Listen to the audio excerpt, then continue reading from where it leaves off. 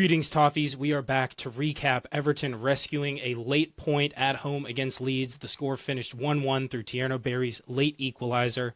Our summary quote from our social media comes from Peter Appleby today, who said, "Nice job by Moyes changing the system at the half, as we should have been down a couple of goals at that point. Second half was much brighter. Barry continues to improve and could have had a brace. Up the Toffees." I think that takes us, Shan, to the story of this match, the real headline of this match, which is the shifts David Moyes made at halftime, plus the change of approach from Daniel Farke that really changed the outcome of this game in the second half. At halftime, of course, Moyes took off Dwight McNeil and Harrison Armstrong and brings on Jarrad Branthwaite for his first appearance of the season and Kiernan Dewsbury-Hall, who is just back from injury, and moves to a three at the back, which is something we have not seen David Moyes do. What was your reaction to the change? Were you, obviously, I think we're all very happy to see Jarrad Branthwaite return. Talk us through a little bit of your observations from that change.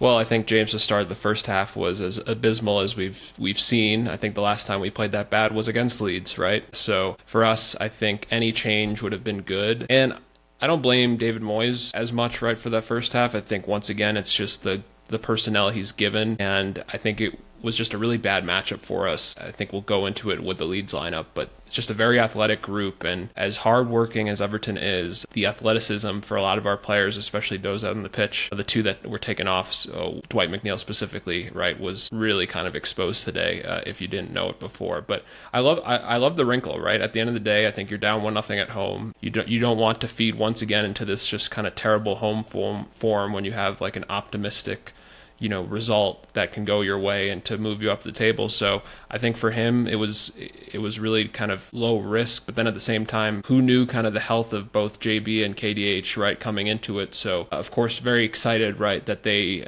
instead of just being names on the bench versus actually coming on. And I thought it was effective, right? And we'll of course get into it, but yeah, just really appreciated, I think, the change, taking out two of those guys, just completely kind of shifting the defense, and as well as just putting a better body in the midfield.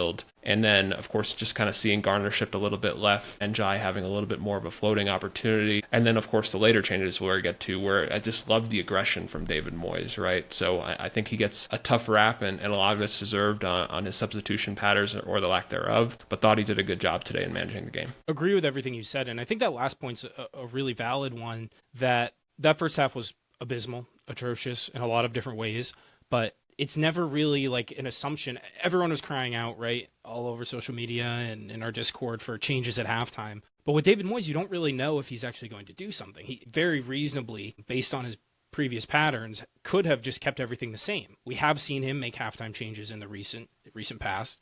So it's kind of like, well, how's he going to respond? But to bring back two guys who we've so desperately missed while they've been away, I mean, Branthwaite having not played at all this season, Dewsbury-Hall being a glaring miss for his roughly 2 months out on the sidelines, you just saw the immediate quality that they injected into the team. And the flexibility, I mean, moving to a three at the back, we have not seen Moyes really tinker with this formation beyond like in the summer. At the summer series, he played it a little bit, but you haven't seen that type of change from Moyes. He's been very fixed in that 4-2-3-1 that has been Everton's calling card and David Moyes' calling card for most of his career. So on two counts, very happy to see him make the proactive changes, and I think that he was right to do it. And the shift in formation to get your best players, you get Jake O'Brien, Jarrad Branthwaite, and James, with James Tarkowski sandwiched between them, that's a really difficult line to play through for the defense, and also gives you that sort of back line that can just control possession. And you saw Leeds having a really hard time breaking out of that for the most part. And I just wanted to call out, I mean, Branthwaite will be a big headline for his first appearance, of course, but the impact that he made in the second half was remarkable. I mean, he was third in accurate passes, completed passes, despite, again, only having played just one half. So on top of that, he had 14 passes into the final third. James Garner played the entire match, only had 9, and he was also 3 for 4 in long balls. So everything that we know Jarrad Branthwaite has brought to this team in the past, he just encapsulated it so incredibly well in just 45 minutes, and he stayed fit, which I think is the most important thing, which sets the stage for a really promising next few months of the season. Yeah, and I think lastly, the only thing I'll say in terms of the lineup and just the change is kind of forced or put a little bit of doubt into Daniel Farke of just being a little bit more conservative, right? Just because I think when you get those two or those three center backs and you put JB in there, just feel like a much better defensive unit. And I think what that allowed us to do was control the game and put them in a place where it's just, I think, I was kind of surprised he went a little bit more conservative, but it ended up being to our benefit just because it just felt like the team got some more confidence. And you throw into the mixer enough, right? You finally get kind of a moment that goes your way. And our striker took their chance and theirs didn't, right? So I think for us, we got to be very happy with that. 100% agree. And I think, again, dovetails nicely into our second point, which is this was a big match, I think, in a lot of ways, showing the direction Everton are headed. Of course, Thierno Barry, we know, has had his struggles this season, but Moyes has stuck by him, continued to start the man, and it pays off again today. Barry with 5 goals in 7 matches now, 4 in his last 5. And I also pulled this from FOTMob. After failing to score with any of his first 15 shots in the Premier League this season, Barry has since scored 5 in his last 10 in the competition.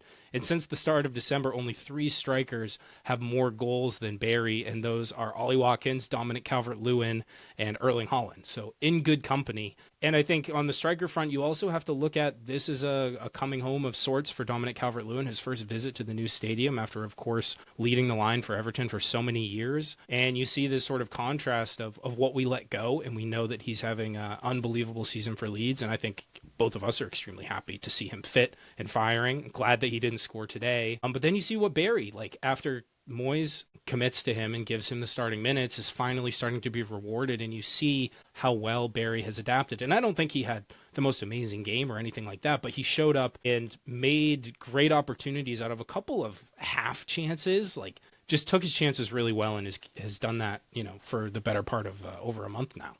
Yeah, I mean, the confidence you're seeing is soaring, right? And we'll get into it with one of our other younger players, right? And just kind of having to play through some of those mistakes and obstacles. But I think the work rate has always been there. I think his passion for wanting to do well in this shirt has always been there. And like you said, James, I think it's just finally a place where he's starting to kind of really get the benefit of the hard work he's putting in, and those chances are going in, and his score, his goal scoring form is in great company. And for me, for us, I think we have to be ecstatic because it's not just him scoring against Nottingham Forest anymore. It's him scoring big goals and big moments. And like you said, these are just kind of not easy chances whatsoever, not only from kind of a striking point of view, but just his positioning, right? You're seeing him make the smart runs. You're seeing him, I think, really the only thing you can ask for, right, is just some of the duels and some of the aerials, right, continuing to improve on that. But I think that'll happen as time goes on. But yeah, I think for us, we have to be really happy. And like you said I'm glad you mentioned Dominic Calvert-Lewin. Thought had a great game today outside of the miss. The back heel to get their goal, I think was, very promising, and glad he's really found his kind of footing at Leeds. He represented himself well here. Of course, just kind of the right time for him to go, but he's a good striker. I think all the things that we saw on display outside the goal today, which I think Everton fans were always critical of, especially later on, you saw today in full force. Yeah, and I think the striker battle of sorts is driven home a little bit by the numbers today. I do think Barry ended up obviously having scored, but as an overall performance, I thought he did extremely, extremely well. 3 shots, 2 of those were on target. The 3 shots cumulatively, 0.21 XG, which he turned into 0.93 shot XG, so that's just very good finishing on his part. Also won 7 of his 13 aerials. I think he's a big body. We know he's tall.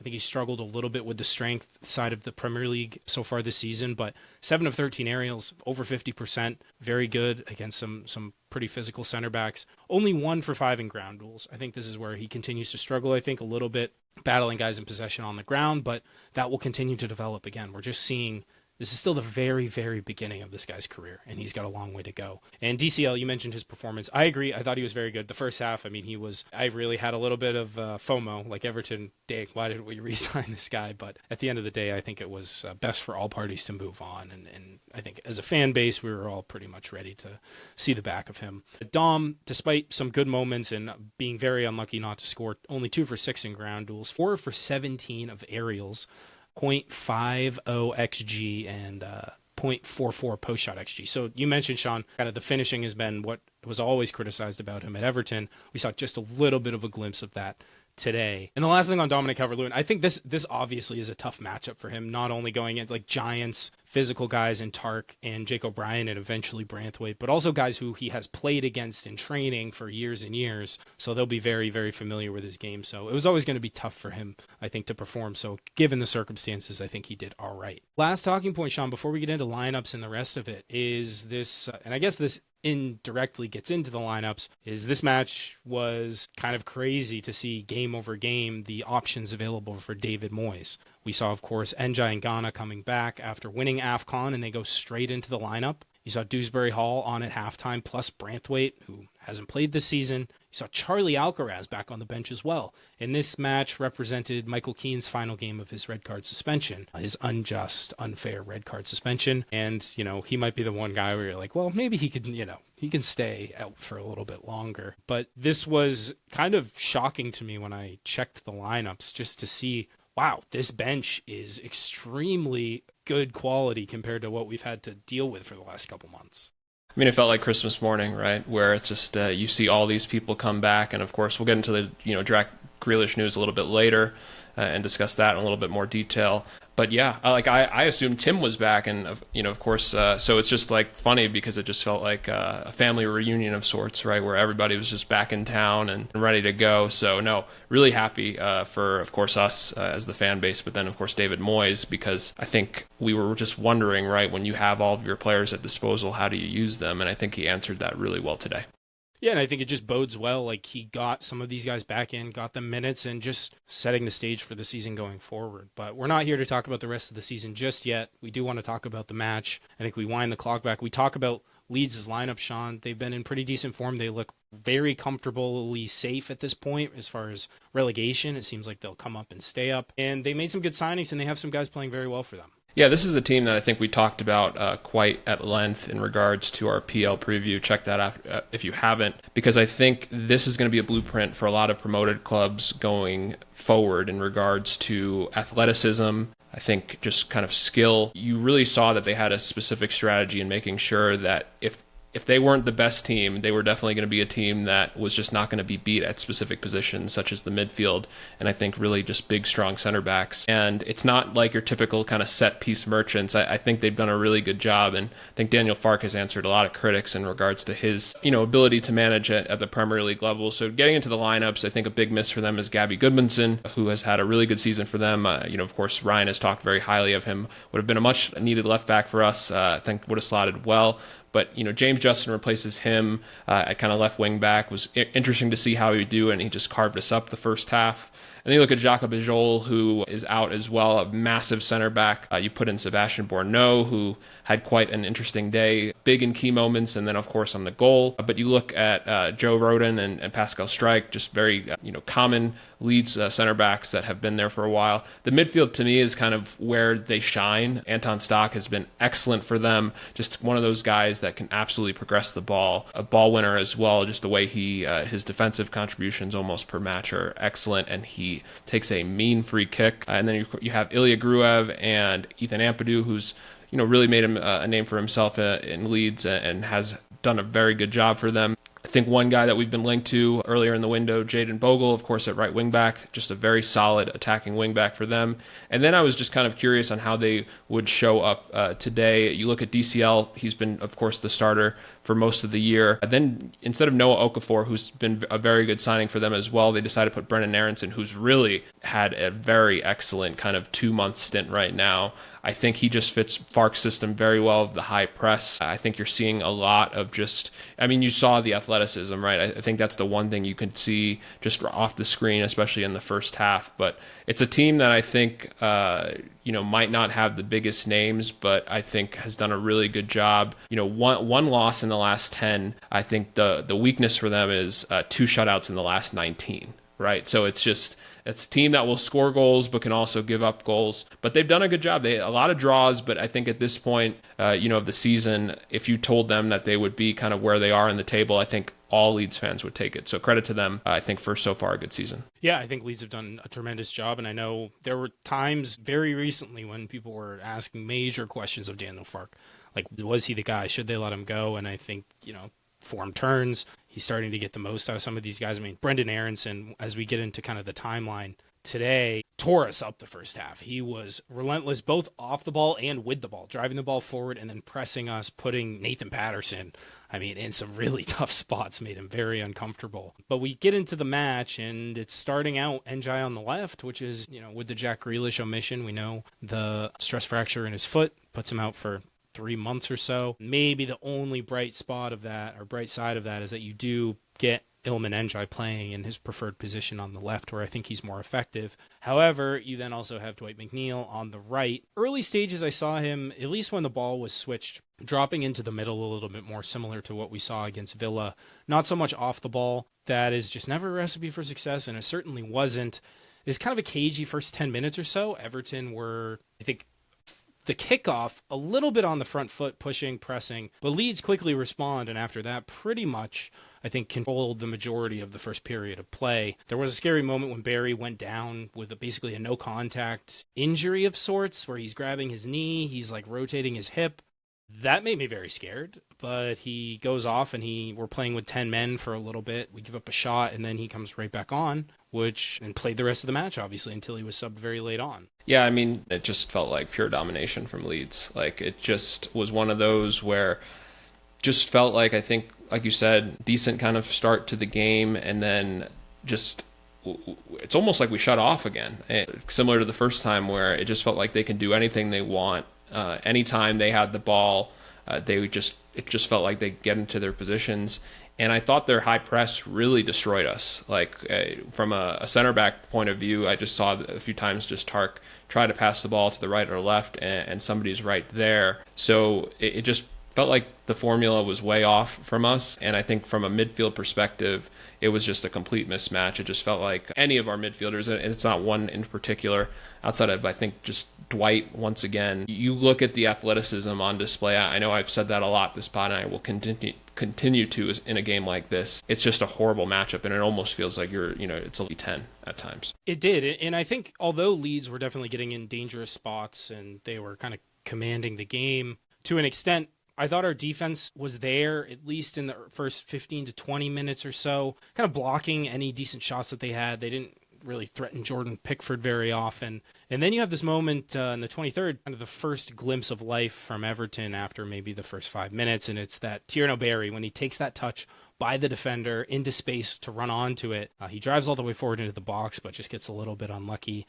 He was born on that play. And then there's a nice little give and go with Nathan Patterson and Dwight, the maybe mid-light, we'll call it, not a highlight, not a low light. Patterson had a nice little cutback to beat a man on the dribble. And that was okay, well, maybe that's something positive. Unfortunately, that was just 1 minute before James Justin scores the opener. And it, have to say, Shan, just horrendous defending from Everton all around. How many times are we going to kind of go through goals, James, this year, and it's a collective whole of just poor defending, right? And it's a lot of players. I know the video of Dwight is kind of circulating around, but even before this, it's just very bad defending. So, Anton Stock, I think he puts a good cross in to DCL, who does really well here in regards to, I think, just kind of putting it back into the fray. But no one's behind them, right? So it's just I don't know where kind of the defenders are, and you look at Brendan Aronson, I think does a good job of just kind of staying calm in the moment, leaving it to James Justin, who of course, Tark I think does his best effort to try to get it out, but at that point it's just incredibly, I would say, unorganized defending. It's just one of those situations where you kind of question how we got here, and it just feels like once again we just were kind of all over the place defensively and of course as a midfield. Yeah, you mentioned that video that's going viral of Dwight just letting, I believe it's just James Justin, kind of torch past him and run onto the ball. There's a lot of errors. There's some poor clearances before this, but Stock is a great player, very good cross, and Dom, as you say, does well. But once that ball is across, there are two Leeds players who have their pick of the litter as to who wants to hit it. Aronson doesn't have a good angle to actually take a shot, but savvy play, communication, just leaves it for the guy to run onto it, uncontested, rips a shot, Tark last-ditch effort is just not nearly good enough. You need to be a little bit more compact, but they caught us out. They took advantage and deservedly 1-0 up at that point. I don't think you could argue otherwise. Yeah, and then it's just kind of continued domination. Of course, it's the Brennan Aronson show, which most Americans, I'm sure, enjoyed. But my note here was Aronson kind of dominating Pato. Yeah, and it was kind of in the pre-match notes, right, of just I felt like if Aronson kind of more plays to the right, I thought they would try to switch him on Pato's side just because I think Miko would have done a better job against him, and it was smart by Fark, but he's dominating, and once again he drives forward after Ghana just kind of misreads it. Mine might have still been an AFCON at that point. Lays it off for Jaden Bogle. It's a really good cross from Bogle, and we get so fortunate here. I thought it was in the net. I was shocked that it just kind of thumped off the post. It just felt like almost one of those FIFA moments, right, where it's just an easy moment and then somehow it glitches and the striker misses. But we're really fortunate to not be down 2-0, and I just felt like Hill Dickinson was just, I think, completely fuming, as were all of us, I think, at that point, just because, once again, you have a moment where you just look completely lost for in my opinion, just kind of, it didn't really make sense how some of these players were getting so much open space. Like it felt like after the first goal, you'd think you'd at least be a little bit more defensively sound, but it felt like we almost got worse. Yeah, it did feel that way. And on the Dominic Calvert-Lewin chance off the post, I mean, it was kind of like a disconnect for me between my eyes and my ears, because I hear it hit the post and it comes out with so much force, but I swear I thought it hit the back of the net so hard that it popped back out, which I was like, Same. Wow, 2-0 down. But Dom couldn't believe it. It's at Everton for him, and, he's struggled to score goals. But as you say, you get to halftime, 1-0 down, fortunately, 1-0. And the boos at Hill Dickinson rang out with venom. They come out in full force, and deservedly so, perhaps. I think the performance was not nearly good enough, but I think it's also, this number sticks out. Everton have lost 8 of their 9 Premier League games when conceding first this season. So I think the frustration is, from a lot of fans, well, now we're losing, so we're probably just going to lose because we have no ability to come back. The one exception to that until today was Crystal Palace in October, which was a thrilling victory, of course, ending their massive winning streak. But you have that scar tissue of, you go down and the team just sort of capitulates from there, and there's never really an opportunity to get back into things. So I understand the home fans being upset. And then, you zoom out, maybe you take a look at the first half numbers, and I think it supports everything we've said so far. It was all Leeds. I mean, 1.04 XG, 10 shots for them. 0.14 XG on 4 shots for Everton, 0 on target to 3 on target for Leeds. They were all over the ball, 54% possession. This tweet I found from Johnny Cooper at JRCooper26. There's only been 2 occasions this season Everton have faced 10-plus shots in the first half of a match. The first one was at Elland Road in August, that debacle of a Leeds match to open the season, and then 10 in the first half tonight. So Leeds just dominating us in first halves, I guess. Yeah, and then, you brought up some good numbers here. I mean, the defensive contributions, they're all kind of the Leeds players to really kind of lead the match. You look at Anton Stock, 10 defensive contributions, 4 tackles, 3 recoveries, 3 clearances. Pascal Strike, 9. Ethan Ampadu, 8. Sebastian Borno, 7. Then, of course, you get to some of our players with 6. But I think it just goes to show you it was just pure domination. I think the only thing that I would say, and you look at just kind of some of the other numbers, Everton attacking through the left side, 47%. Leeds was pretty balanced. They're pretty much kind of all over the place. But they could have went all over the place, and, they were just doing just fine, right? So for me, I think what gave me a little bit hope is, one, I don't think it could have been any worse, right? You look at that first half going to the second. But this was kind of a moment, right, for David Moyes, if truly these guys were healthy, to change things up. And I was genuinely optimistic. I know I put 2-1 Leeds, or 2-1 Everton in the Discord kind of at halftime, just because I felt like if they could just get some of the really limited personnel that was killing us off the pitch, which they did, so credit to David Moyes, just felt like the team could have a bit more of a spirited performance, just because as athletic and as just kind of down our throats this Leeds team was, the talent level is, I feel like, is not that supreme, right? And I think, as you mentioned, James, I understand our numbers going down 1-0, but I do feel like you bring in Kiernan Dewsbury-Hall, you bring in some of these players, right, to start creating the attack. Just felt like we can get a few chances. Yeah, and that result, that number about us losing pretty much every game we go behind, almost surprised me a little bit because I do feel like Moyes has instilled a level of fight in this team that we've not seen from Everton teams in the past. So I was expecting a response for sure. I was not expecting the dramatic changes. But the other thing that gave me hope at halftime, though we were completely outplayed in the first half, and I thought we looked a step slow, not aggressive enough in the challenge. When I looked at some of the numbers, and this is like eye test versus spreadsheets, people can debate, but Everton actually won a fair number of duels. We won 34 duels to Leeds 26, 17 ground duels were 53%. We had a couple more successful dribbles than them. So as bad as it seemed, as bad as it felt, it really wasn't maybe quite as one-sided. At least the defensive side of the ball, we were doing things okay. I will say Leeds did have 17 accurate long balls in the first half, and we only had 6. So they were also taking advantage of kind of getting behind, getting the ball wide. But as we get into the subs, any time that Mykolenko and Nathan Patterson are kind of being relied on as key offensive outlets, it's just a recipe for disaster. And Mykolenko in the first half, I mean, he tried to take on a lot of responsibility, and just the execution was putrid, unfortunately for him. And so Moyes has seen enough. He brings on Branthwaite and Dewsbury-Hall at half, yanks McNeil and Harrison Armstrong. Maybe a bit harsh on Armstrong, Sean. I'm not sure what you thought. I just think he didn't really quite get himself involved in the game quite as much. And you saw Dewsbury-Hall come in and immediately sort of assert himself in the midfield. But Harrison finished 0 for 1 in dribbles. He was like 2 for 3 in ground duels. I think he had 20 or so touches. McNeil deservedly hooked. I mean, I almost would think Moyes probably did it for the lack of tracking back on the goal. But also, he only had 12 touches. He had 2 tackles and 2 recoveries. And he actually had a couple of nice tackles early on where I was thinking, maybe Dwight McNeil is going to put in a shift today. Maybe he's going to do okay. And then he just switches off for the goal. It's inexcusable.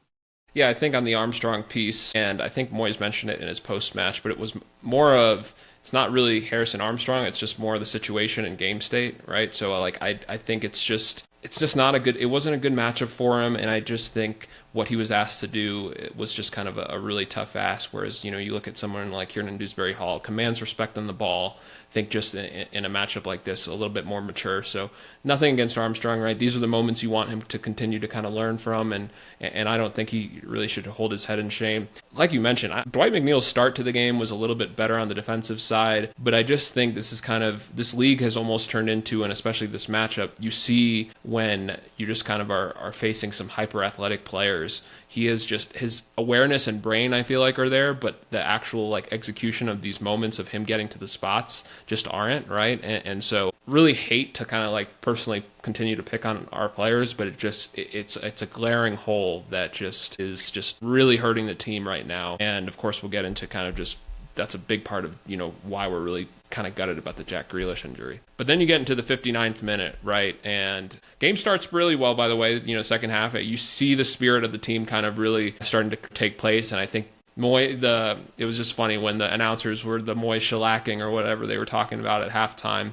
It seemed like the message was kind of heard. And you saw, I think, the 59th minute, Agent Ghana decided to kind of show up the second half to our, you know, astounding fan base. And it's a great interception for him. Does a really good job, by the way, on this counter. I think makes the right decision. Lays it off for Iliman Ndiaye, cuts inside. And it's a really good block by Sebastian Bernard. It's just kind of one of those where I think you almost like, I would not want to be a defender on the end of Iliman Ndiaye coming at me, but for him to kind of make the right read and make the leg out, I thought that was a key moment in the game. But I thought also, too, gave us some confidence to know that, hey, we can get after these guys. Yeah, agreed. And I think you make the point. I mean, this is in the 59th minute, so it's been roughly 15 minutes since the half started.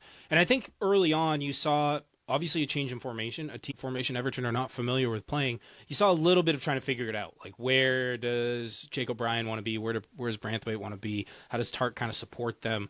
So you saw a little bit, and you also saw Leeds, I think, maybe being a little bit more aggressive. And then I think right around here is when they really dial it back and they really get compact and try to make it difficult for us to play through them, which I honestly obviously think was a mistake, and it's easy to say in hindsight, but we were having trouble playing through them, but they were getting nothing going the other way. I mean, they had really no material breaks here for 20 minutes or so. And then you have Nathan Patterson's maybe last major contribution of the match. It's a really good give and go.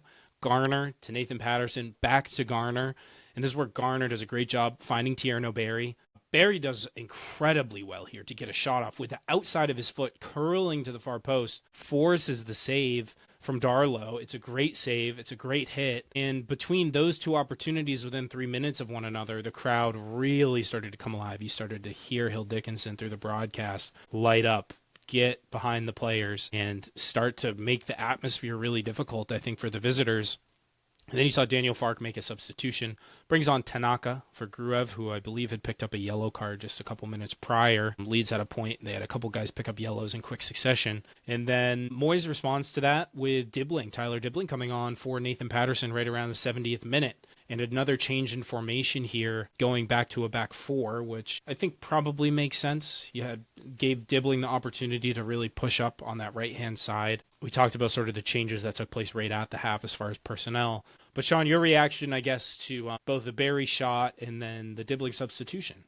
Well, the Barry shot I thought was great. I think, if it gets a little bit more pace on it, it goes in. But it's a really good save from Carl Darlow, right? I think, once again, credit to the attacker, credit to the keeper. So it's just one of those where it's just good to see him create something out of really nothing. And for me, I'm excited about that. I think the 65th minute is where this game changed, right? And you looked at, from a defensive standpoint, I think Leeds just started to go into more of a shell mode, whereas you looked at any time they still kind of went on the break, they were still a massive threat. And I think it's just kind of funny with game state in the Premier League where you see certain managers, and sometimes it works, sometimes it doesn't, kind of just soak up pressure and then hope that works, right? We're very familiar with that with Dyche ball. And I think it kind of really ended up hurting them, just given that I think they still had the personnel to make things happen. But then it was also Tanaka. I mean, you talk about Morgan Rogers being Ryan's man of the match for Aston Villa. I think he was our man of the match. I just think it was a very big downgrade. One quick note on Pato. I thought he'd had another solid day. It was actually kind of interesting, right, for him to play that right wing back position for a little bit.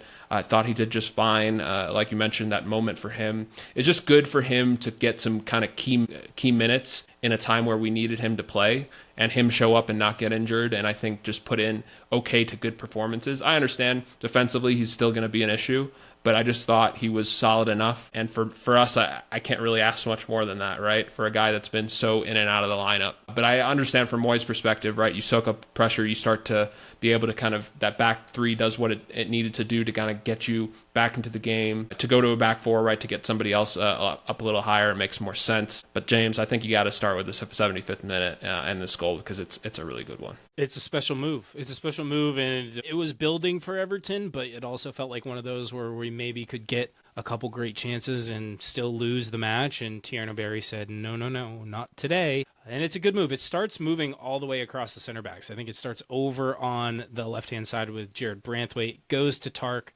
goes to Jake O'Brien. Then he plays it to Dewsbury-Hall, who had come wide to receive the ball, which both Garner and Dewsbury-Hall were doing a little bit in the second half to get on the ball a bit more. And Dewsbury-Hall, this is where Ghana makes a really intelligent run wide, and Dewsbury-Hall plays it into space. Perfectly weighted ball for Ghana to run onto. The cross from Ghana is an interesting one because it doesn't have a ton of pace, but it times perfectly with the run that Thierno Barry made. And if you watch Barry throughout this play, his movement is pretty clever, because it would have been easy to kind of jump the gun and get there too early. But he arrives exactly when he needs to, and the one touch just puts it high. Nothing that the keeper can do about it whatsoever. Great finish. And I think we got, Barry's really milking these goals because he's getting like 3 celebrations per goal, which I really respect. But it's a great finish. And again, his form over the last month or so has been outstanding, and so happy to see it for the kid. I just want Barry to keep scoring just because these celebrations are awesome. Like, I just feel like he's in his bag. The kind of arrow is, I think, in good form, but I just felt like the who me like type of goal, I think was awesome. Like, I just feel like it's fitting his confidence. You're seeing the aura, right? You want to see the personality of our players, and I think you're seeing it with him there. Ghana might be the right wing starter at this point, because I just felt like today he just was kind of like all over the place, right? In kind of a good way the second half. Of course, kind of creating our big chance early, but then just in a really good spot. This is where, Kiernan Dewsbury-Hall, right, the intelligence you miss, and just kind of playing that perfectly weighted pass. I agree with you on this kind of pass. I think Sebastian Borneau is in a usually good position, like if that ball was coming in with pace, but the fact that I think he gambled a little bit, not thinking, right, that the ball kind of comes in slower than it did, and it allows Thierno Barry, right, who's kind of running onto it to get in that position. And it's just, that's a tough finish too, right? We talk about how I think so many strikers fluff chances, but that is not an easy finish, right? To get ahead of the defender, right? You get ahead of the defender, you can't like, if you touch it with kind of any sort of force, it goes over the net, right? So for him to kind of just do it the way he did, gets enough force over where, Carl Darlow, the first time he sees it, right, it's in the back of the net. So I think it's just incredibly well worked. And I think from a Leeds perspective, they're probably really disappointed, right? Because, they feel like they are still in good control. But then it puts you in a position, right, where from an Everton perspective, you're at home, you're trying to kind of fight this narrative, right, of just not being able to win these games. The confidence is there. Well, this is almost also the fastest back-to-back, because it's not even a minute, maybe a minute later, that Ghana hits the post. With the layoff, it's a great hit. I think Njai could have had a chance, but he decides to lay it off, and Ghana thumps it. And Hill Dickinson's rocking at this point. I mean, it is loud in there, which was so good to see, but just so close, but not quite there to take the lead, which would have been a very surreal turnaround, just turn the game on its head. But as is the cliche, goals change games, and it certainly did here. And it forced Daniel Farke to really make a change. Triple sub, in fact, in the 85th minute, bringing on Longstaff for Stock, Okafor for Aronson, Buonanotte for Borna. So really pushing some attacking subs in there. I think that's Buonanotte's debut after being loaned out there. So he's really pushing for it. Midfield reinforcements. Okafor, as you said at the top, strong player. So they're not content with the draw. They seem to want to push for it. And they did, in fact, have a couple of opportunities. I think both teams, the game definitely opened up as both teams try to extend themselves to get the winner. Yeah, I mean, we'll get into kind of some of the later opportunities, but it drives me crazy sometimes how Everton just decide to just turn the ball over. Like, we're just handing out gifts. And then, of course, Leeds break almost 2 minutes later. No Okafor driving. I mean, that's a scary scene. Lays it off for Sean Longstaff. I don't know why he shoots this first time. I think he's got a lot more time on his hands. Feel very, very fortunate because that could have easily been 2-1. And then James, in the 88th minute, it's a really tough break for our wonder kid. Franchise player Tyler Dibbling coming on as the sub. I think, this is the play that I think a lot of people are talking about. He has the opportunity. He's played in. He doesn't take the shot. He tries the cutback instead, and the cutback really wasn't on. I think he has to take the shot there. And we have this comment from Jackson Bugle, who said, hopefully the Grealish injury and McNeil still being a void on the right makes Dibbling play more. Sean, in 20 minutes, Tyler Dibbling 9 for 10 in passes. He was 4 for 9 in dribbles. I think he's probably getting double counted for a lot of attempts because 9 is a crazy high number for a full game. But I don't know what to make of this. I think it's clear that he's very much lacking in confidence. And I'm not a psychiatrist. I'm not a body language expert. But he just looks kind of like a surly, depressed teen when he comes on the field. He moves around and he's an intelligent player. I don't think you need to aimlessly sprint all over the place for any particular reason, but he kind of just walks to places, finds his spots, just looks kind of low on confidence is the easiest thing to say. He just needs something to go his way. And he tried a lot today. I was very happy to see him try to take guys on. And you saw him draw a lot of attention from Leeds. Every time he got the ball, there were 2 guys coming out to him. But not a lot of it came off, unfortunately, for him. That said, where he lost the ball was not in dangerous areas for us. He lost it high up the pitch, where you want your players to take risks, and I hope he continues to do it. But curious your thoughts on the Dibbling performance today. It's multifaceted because I think, unfortunately, Tyler Dibbling is one of those finesse players, right, where I think it's very easy from an eye test to think he doesn't work hard, whereas I really do feel like he does. I think there were a few times, one moment in particular, I believe it was that 87th minute, right, where he's hustling back to try to help. So you could just see it on the screen where he's running hard to try to really help. I think the hard part on some of those dribbles is you want him to kind of keep doing it because he's good enough to get past those guys. But I think the hard part is trying to have a little bit more intelligence on when you're getting double teamed, what's worth the risk versus what's not. And I think it's just one of those things he's going to learn, right, as time goes on. But I think the promising thing is you looked at a few places in build-up, right, where you saw a really good pass to Thierno Barry who tried to backheel it, just didn't work out. I think he's really going to continue to be helpful in those moments. I think the defensive work rate is just something he's going to have to continue to learn, right? He's 19, right? I think we forget forget about that sometimes. We want him to play, of course. And I thought the usage of him today was good. I think the frustration, right, is just we need him to have more usage and Dwight to not start, right? And I don't know what the solution to that is. The 9 for 10 passes is encouraging. I think the hard part on the 88th minute is he's making the right play in regards to, I think, the unselfish piece. I think the reason he doesn't shoot it is because I think it was on his weaker foot. Right. So it's just kind of one of those where, like you mentioned, it very much feels a la Thierno Barry, his first kind of few games for the team. Of course, he's just given a more of an opportunity to play through it. I think now with the Grealish injury, and I know we keep saying we'll get to it, I know we promise we will, but it's just a situation where you almost feel like he needs to continue to get minutes because we have something here, right? I think we all see it, and it's just exciting because you see those moments, you want to get excited for it, and he's one of the first few people we have on the team that just commands double teams. Right. So it's just they obviously respect him and the team continued to pass the ball to him. So it's a situation where they understand the talent level. And so it's just one of those things that we hope we see him more. That's really the kind of TLDR of it all. Yeah, agreed. I just think he needs a way to better integrate into the rhythm of a game. I think he comes in and in some ways I think he tries to do too much. And then in moments like this opportunity he has to take the shot, he tries to be unselfish. So it's just inconsistency. But no question, I mean, when he was on the ball, teams were respecting him and he's drawing attention. And I think if he just gets those minutes and develops a little bit more, we're going to have a real player on our hands. So it's just a question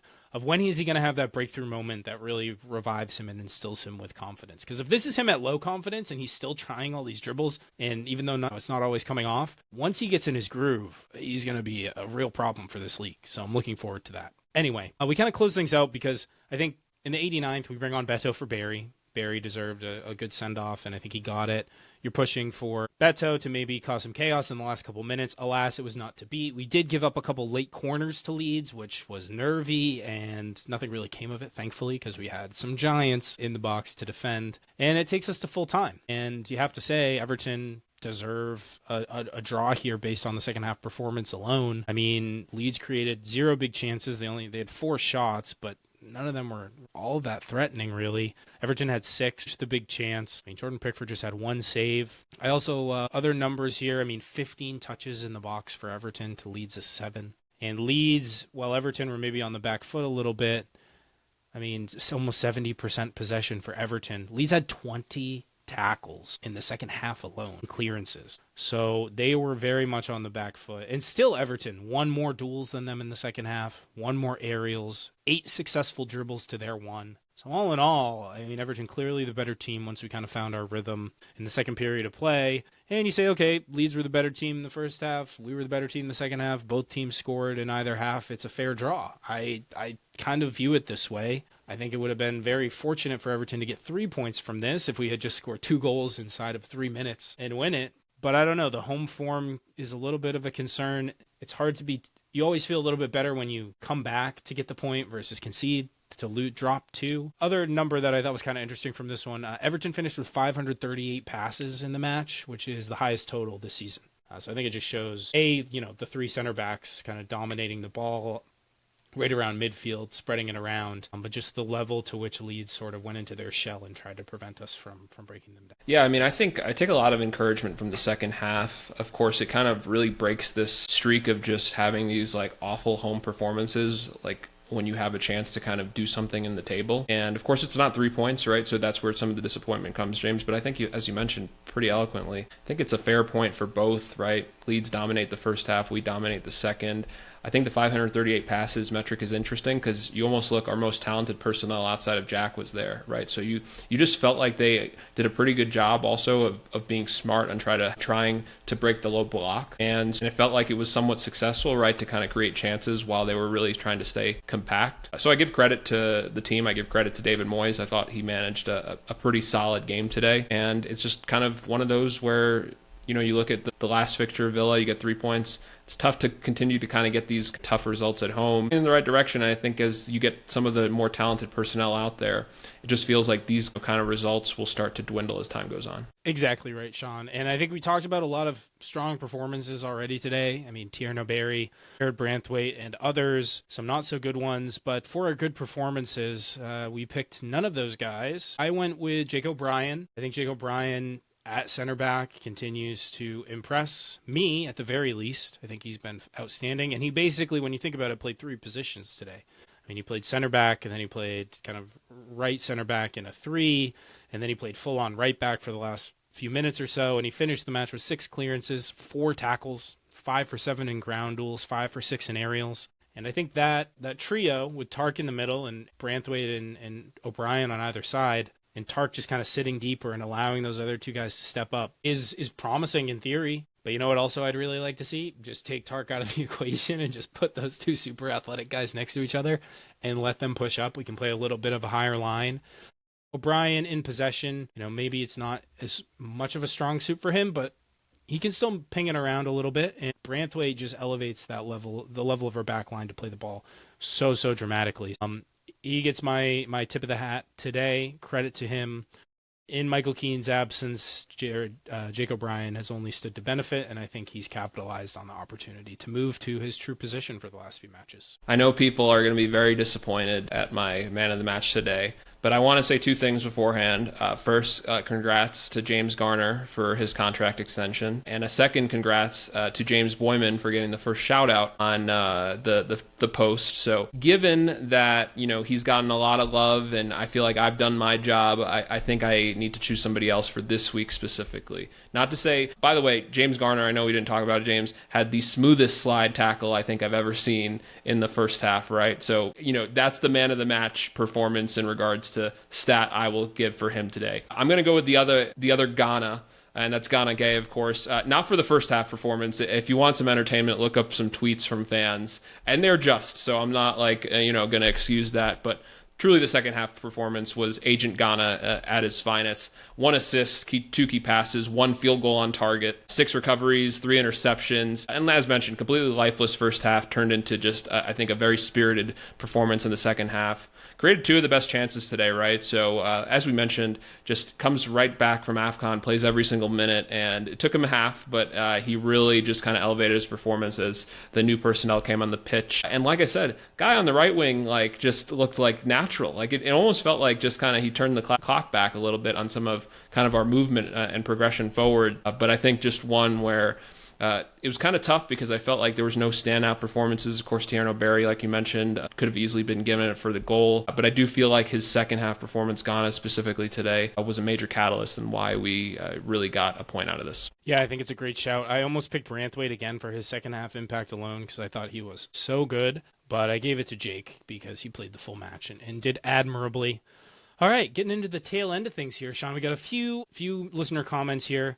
I think we start with Mike, who from our Discord, who said, we severely missed Grealish, but the prospects of a fully fit Jarrad Branthwaite and Dewsbury-Hall already makes it seem like we'll see much more of the second half plush toy Everton going forward in coming weeks. That's, of course, the Everton Happy Sad Reversible Critter Ball soft toy. I think I said that right. We get the happy part.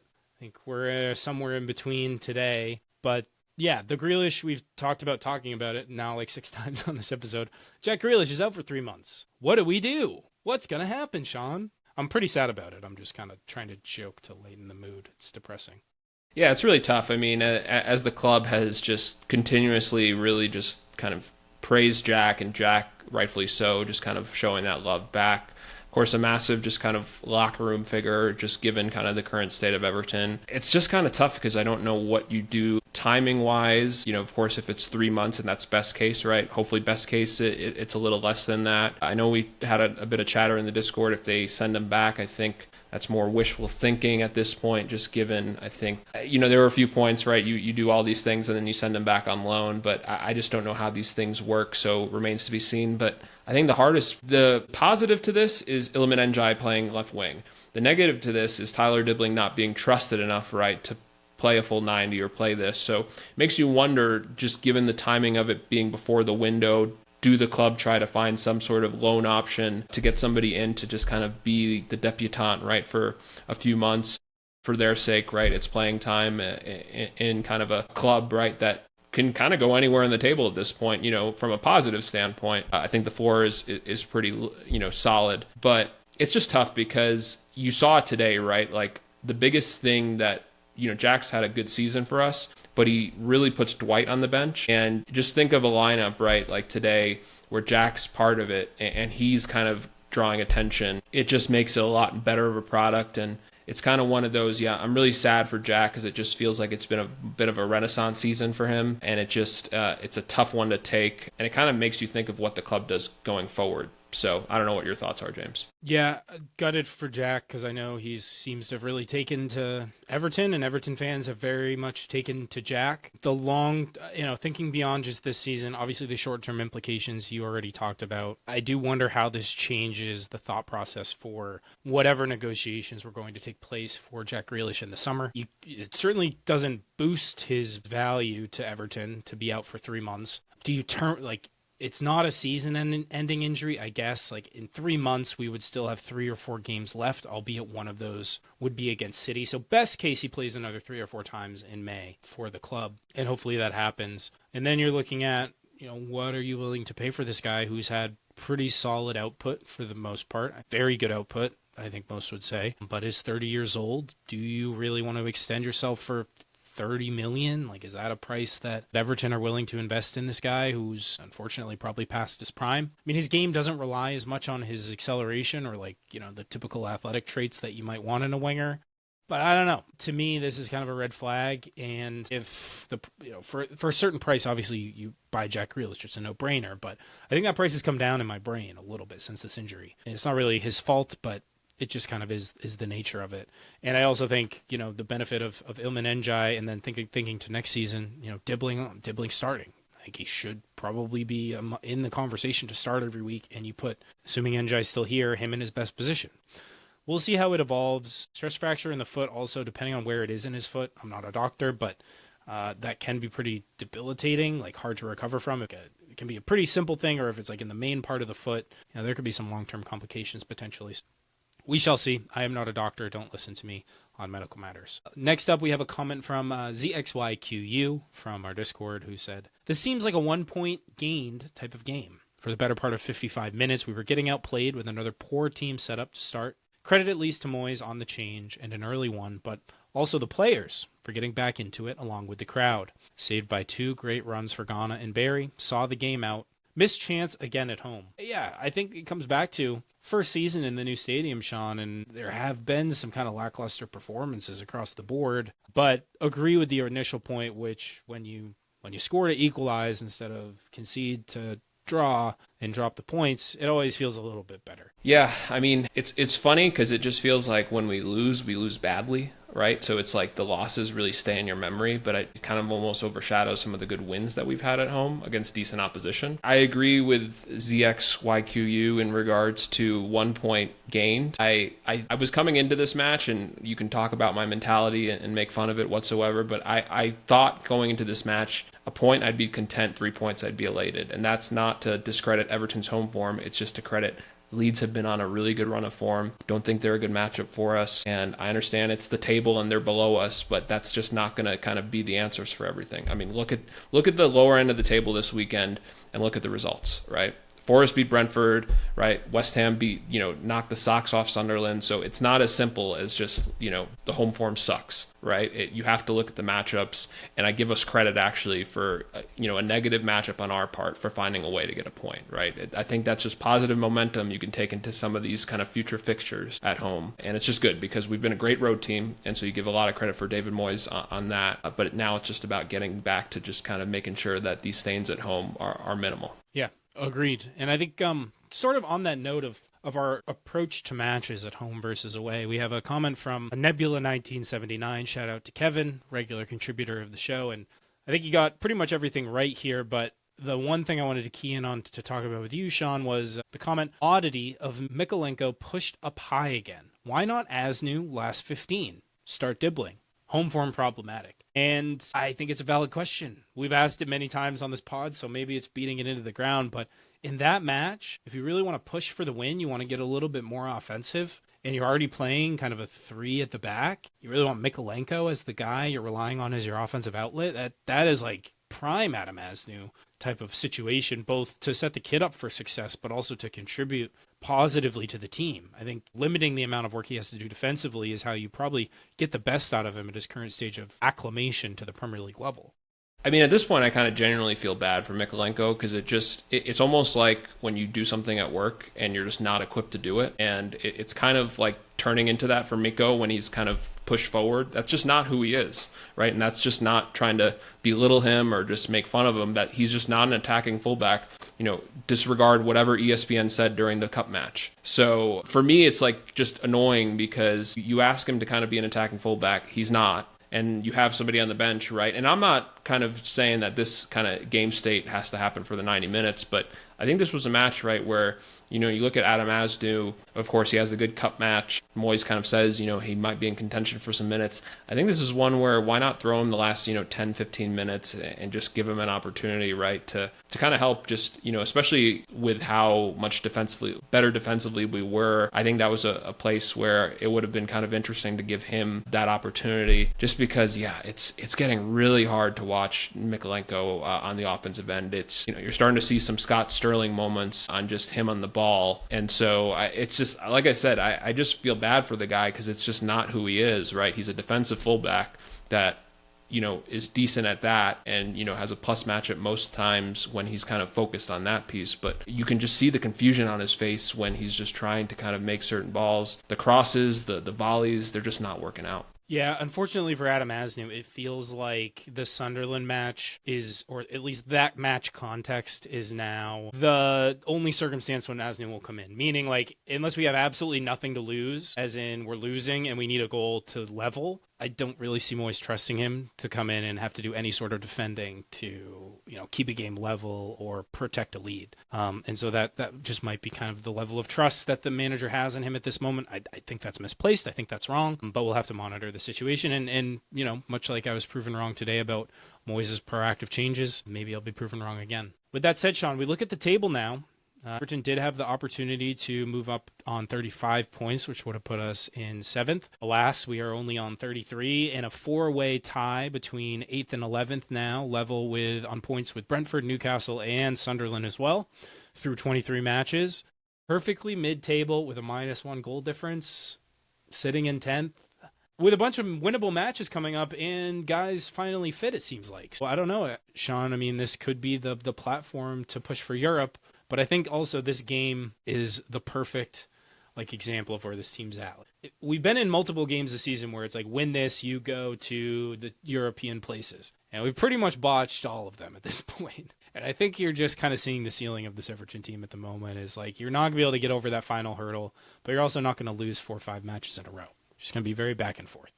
Yeah, I'm really excited. I think the second half of the season, of course, gutted for Jack, as we mentioned, but it just feels like we're getting a lot of guys back, and I think it just kind of we have nothing to play for in the cup, right? So it's just pretty much Premier League here on out. We could have a massive break depending on just how some fixtures go in March. So it just feels like that I think the league is really the only thing to kind of truly look forward to. And like you mentioned, it's just so congested in the middle, which kind of as a neutral makes you excited, but even as an Everton kind of fan makes you excited because it feels like one bad result you can still kind of get out of it versus you also one good result. You see kind of what it can do for you in the table. And all these teams right around us have had kind of really good and bad spells. So as we've kind of mentioned continually on this pod, right, it's just if you live and die by each game, you're going to make yourself miserable. But I think when you look at the collective whole, I think you see a pretty solid season for Everton. And I think if you told us all, hey, you're in 10th, 3 points out of 6th, I think you'd be pretty happy. Well, comfortable mid-table is so beautiful to me after the last few seasons. I'm in no position to complain. And yeah, it'd be nice to, make that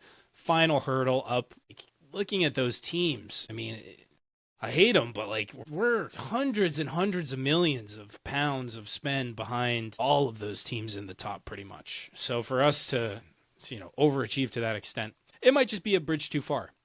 I think that's okay. We're overperforming relative to, I think, the squad we have right now, and this is the floor of the Friedkin tenure. This is probably as bad or the least amount of investment that the team will have for the foreseeable future. So I feel pretty good about that. And with that, I'll hand it off to you, Sean, for thoughts and prayers this week. So first off, just wanting to remind the community, we take your feedback and we do something with it. There's a new book section on our Discord, and there's a new thoughts and prayers section on our Discord. So we are thankful for you. Just continue to put the suggestions in, and of course we look at everyone with great detail. But first, starting and a shout out to Sludvigs and Canadian Toffee, Virgil van Dijk in Liverpool. The wind was kind of the reason for their first goal. Just the kind of plethora of excuses. They're beautiful. For Everton or Liverpool. And so thoughts and prayers for Virgil and the group. One kind of also thought to bring up for that. Thank you, Oliver Glasner, for not letting Mark Gahey go to Liverpool in the summer, because I think he would have made a massive difference genuinely on that defense instead of Ibrahima Konate. So it all worked out for the benefit, And of course, Liverpool is going to say the league is against them. Sucks a suck in that regard. Another one, thoughts and prayers, or prayers for me, thoughts for James. The Shans in the NFL, tough day yesterday. Sean Payton and both Sean McVay losing. Of course, the Patriots-Seahawks Super Bowl. Congrats, James. Tough matchups. If you were a neutral, you saw a snowy game, which I got to drive home from in kind of my misery. And then, of course, you saw a game in perfect condition. So credit to the Seahawks and Patriots for the Super Bowl. Should be a good one. And then a High Soccer Guy brought this up. It was really funny. It's on our Discord. Join it, please. It's a great community where Igor Thiago and Antoine Semenyo are both second and third, but the pictures shown are of Hugo Ekitike and Victor Gyökeres, who are 7th and 16th. So just know that the league truly has no shame. And then, of course, they are continued kind of inclusion. But what is going on at Crystal Palace? Jean-Philippe Mateta is having a midlife crisis wanting to go to Nottingham Forest. I understand you want some money, but that is not the place to get it, especially with Forest having probably 6 or 7 strikers. So good thoughts and prayers segment this week. Correct predictions, we had 2. So credit to Sunwave Cat. Surprised to not see his name as usual, but a great prediction today. And then Yinzer Toffee. So credit to you guys. Upcoming pod, we have a game on Saturday, right? So we got a nice 8-day break before the Leeds, and now the game is coming thick and fast with Brighton on Saturday. But James, off to you for final thoughts. Yeah, Sunwave Cat reigning champion on the predictions. As Sean, we've alluded to, we will get some sort of total scoreboard update here pretty soon. But good thoughts and prayers section. I never talk about my Patriots fandom on the pod because no one wants to hear that, and everyone hates the Patriots, which is fair. But, I suffer. You're a good Pats fan, though, James. That needs to be known. So yeah, I'll shout you out on that one. You can't grow up in New England in the Tom Brady era and really not be a Pats fan. It's kind of impossible. But with that, I think it's going to do it for us today. Thank you all for tuning in. Had fun with Sean, as always. Appreciate it. If you enjoyed the show, help us out. Leave us a rating and review, or subscribe and thumbs up the channel if you're listening on YouTube. We appreciate that a lot. Leave us a comment. Let us know what you thought. If you have anything to add, we love to read the comments and try to get back to everyone. Again, helps everyone find the show. So appreciate you all. We'll be with you following Brighton. Until next time, up the Toffees.